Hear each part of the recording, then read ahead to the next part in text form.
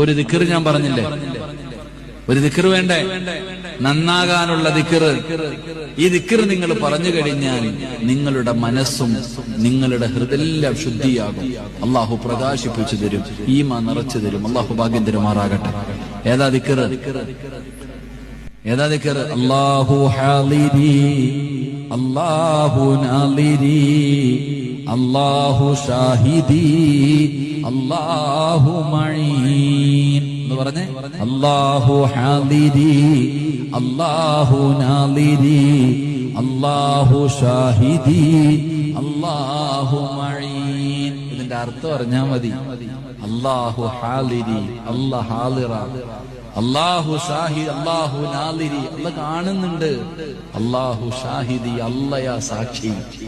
നീ ചെയ്യുന്നതിന് മുഴുവനും അല്ലാഹ് സാക്ഷിയാ. ഓർത്തു വെച്ചോ, അല്ലാഹ് എല്ലാം കാണുന്നവനാ.